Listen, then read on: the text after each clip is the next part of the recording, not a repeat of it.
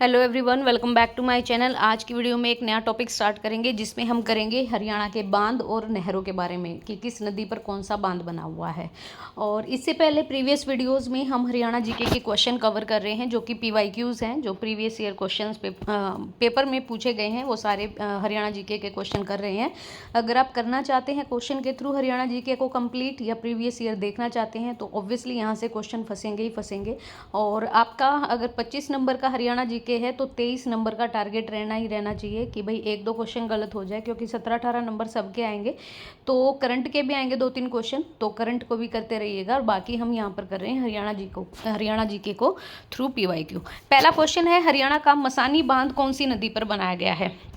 तो देखो, जो मसानी बांध है वो साइबी नदी पर बनाया गया है। साइबी नदी का आपको पता होना चाहिए कहाँ पर है। इसे 1989 में चालू किया था। इस बांध के निर्माण का जो मुख्य उद्देश्य था वो था दक्षिण हरियाणा में पीने के पानी की समस्या को दूर करना।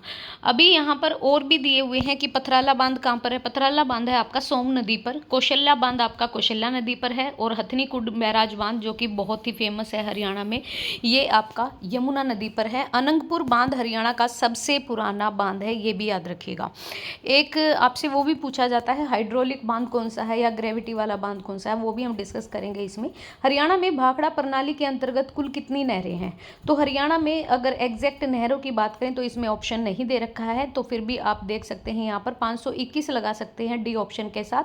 बाकी HSSC आंसर की देता है, ऑब्जेक्शन लगाते हैं, ये भी नहीं पता चलता ऑब्जेक्शन माना भी गया या नहीं। तो इनका ऐसा ही है।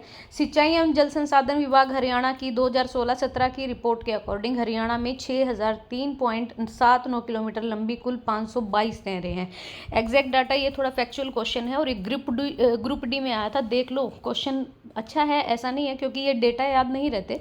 522 नहरें और इस इकाई के इस यूनिट के अंडर में 5 परिमंडल आते हैं। कौन कौन से? एक तो आपका भाखड़ा जल सेवा परिमंडल हिसार का, एक आपका भाखड़ा जल सेवा परिमंडल फतेहाबाद, एक सिरसा, एक कैथल और एक अंबाला। आयोग द्वारा डी को सही माना है क्योंकि 521 दे रखा है, तो ऑब्वियसली डी को ही मानेंगे। बाकी एग्जैक्ट आपका 522 है और इसमें 5 परिमंडल आते हैं, ध्यान रखिएगा। निम्न में से कौन हरियाणा की नहर नेटवर्क प्रणाली में नहीं है? यमुना प्रणाली है हमारे यहाँ, भाखड़ा प्रणाली है, सिंधु प्रणाली है, लिफ्ट प्रणाली नहीं है। कैसे? हरियाणा राज्य की प्रमुख नहर प्रणाली है यमुना, सिंधु और भाखड़ा। कृषि हरियाणा राज्य की अर्थव्यवस्था की रीढ़ है, क्योंकि हमारे यहाँ पर एग्रीकल्चर में मतलब या प्राइमरी सेक्टर में ज़्यादा इन्वॉल्व हैं लोग। और ये हरियाणा की सिंचाई की 3.8 मिलियन हेक्टेयर खेती योग्य भूमि में फसलों की उत्पादकता सुनिश्चित करने के लिए महत्वपूर्ण भूमिका निभाती है।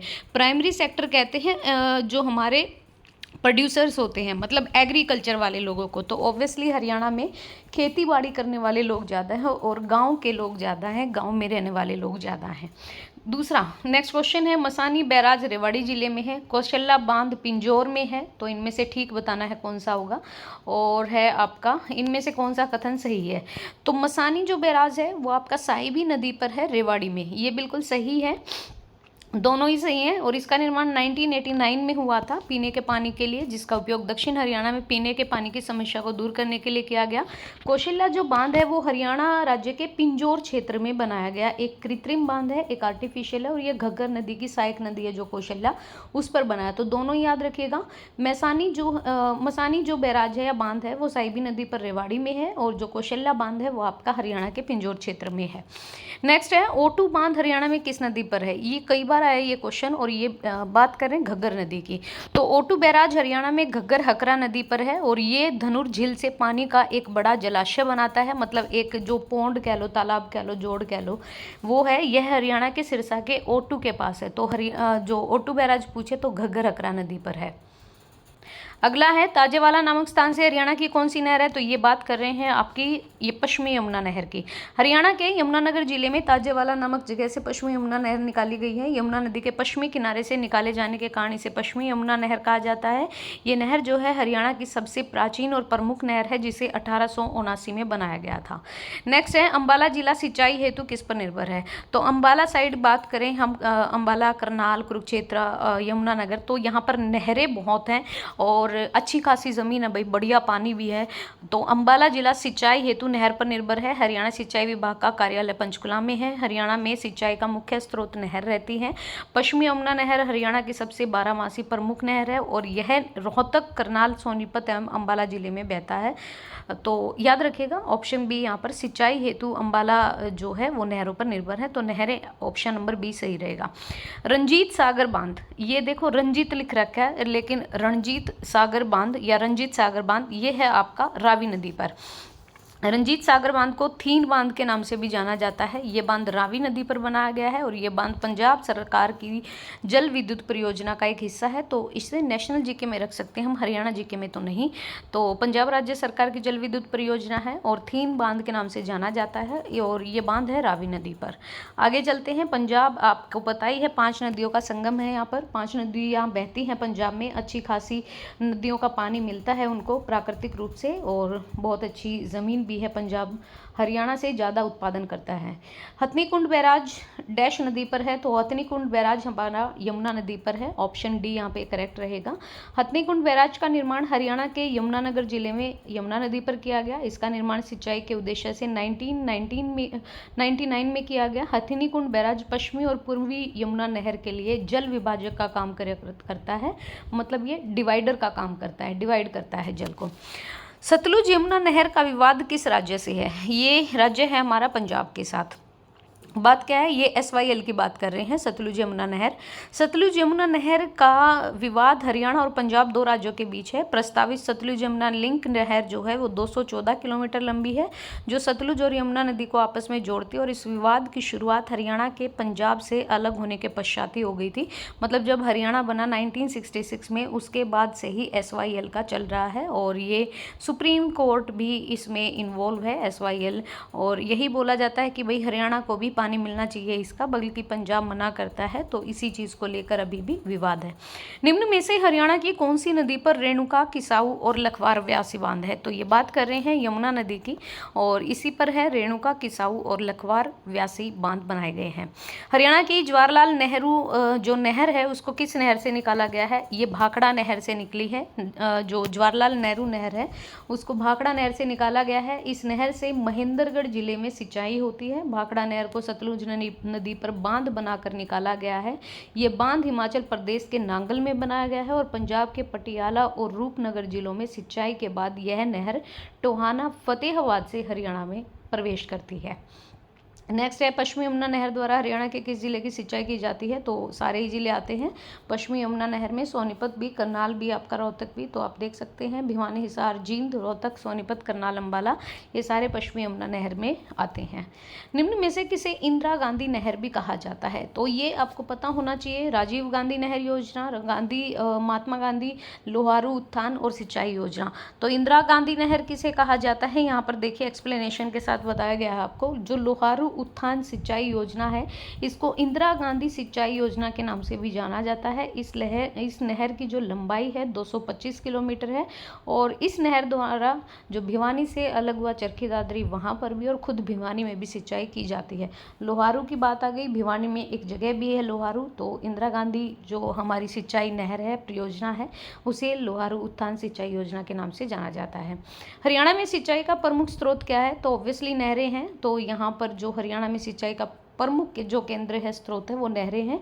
कुएं और ट्यूबवेल के बाद नहर भारत में सिंचाई का दूसरा महत्वपूर्ण स्रोत है। ध्यान रखिएगा, कुएं और ट्यूबवेल के बाद आता है नहरों का नंबर, ठीक है।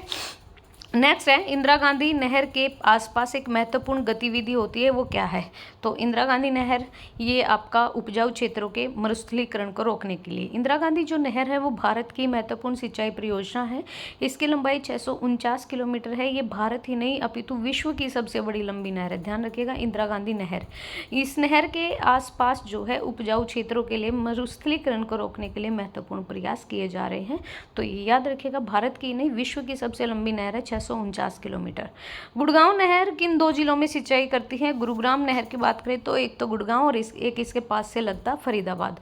तो गुड़गांव नहर हरियाणा और राजस्थान की संयुक्त नहर है, दोनों ही राज्यों की है। इस नहर द्वारा हरियाणा के फरीदाबाद, गुड़गांव, पलवल और आदि जिलों की सिंचाई की जाती है।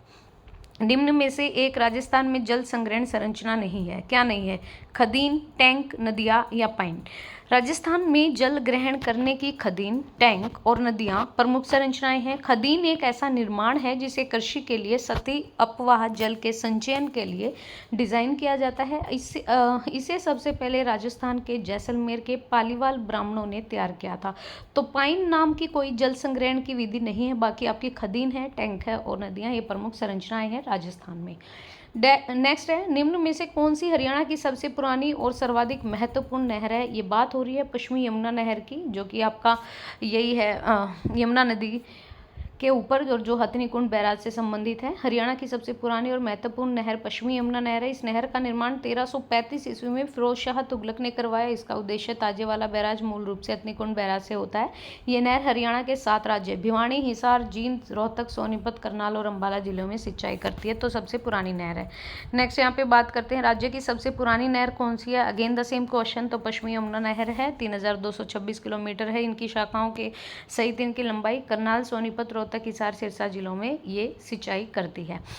निम्नलिखित किस नहर निर्माण से हरियाणा और पंजाब के मध्य विवाद है। तो ये है SYL को लेकर सतलुज यमुना लिंक नहर। ये एक भारत में सतलुज और यमुना नदी को जोड़ने के लिए एक प्रस्तावित 214 किलोमीटर लंबी नहर परियोजना है। इस प्रस्ताव में कई बाधाएं होने के कारण ये वास्तव में जो हमारा सर्वोच्च न्यायालय है, सुप्रीम कोर्ट में भी पेंडिंग है। MYL वस्तुतः पंजाब और हरियाणा राज्यों के बीच नदी जल बंटवारे को दिखाता है। इस विवाद की शुरुआत 1966 में पंजाब राज्य को एक करके हरियाणा राज्य के बनाने के बाद से हुई थी। मतलब जब हरियाणा और पंजाब का विभाजन हुआ तब से ही है ये केस। गुरुग्राम के अतिरिक्त किस जिले में गुरुग्राम नहर द्वारा सिंचाई की जाती है। तो ये फरीदाबाद में, क्योंकि गुरुग्राम के पास ही है फरीदाबाद। तो दिल्ली के ओखला नामक स्थान से यमुना नदी पर बांध बनाया गया है और वहां से निकाली गई है गुरुग्राम नहर और इससे गुरुग्राम, दिल्ली और फरीदाबाद जिले में सिंचाई होती है। हरियाणा में कौन सी नहर दिल्ली में ओखला नामक स्थान से यमुना नदी से निकाली गई है। तो बात हो रही है गुरुग्राम नहर की, जो हम ऊपर पढ़ के आए हैं। निम्न में से कौन सा बांध हरियाणा में स्थित है। तो हरियाणा में आपका अनंगपुर बांध है। ध्यान रखिएगा, अनंगपुर जो बांध है वो फरीदाबाद जिले में अनंगपुर गांव के पास है। इस बांध को ग्रेविटी डैम भी बोला जाता है, गुरुत्वीय बांध। और इस बांध का निर्माण तोमर वंश के राजा अनंगपाल प्रथम के शासनकाल में ही करवाया गया था। अनंगपुर बांध हरियाणा के किस जिले में है। तो अनंगपुर बांध ये आपका फरीदाबाद जिले में है और ये तोमर वंश ने ही करवाया था। नेक्स्ट हम करेंगे सिंचाई और परियोजनाएं। तो ये भी अच्छा रहेगा टॉपिक, ये मैं नेक्स्ट वीडियो में कराऊंगी आपको। ये वीडियो आपको कैसे लगी ये बताइएगा। वीडियो देखने के लिए थैंक यू सो मच। और वीडियो पसंद आए तो please like and share and please subscribe the channel. Thank you.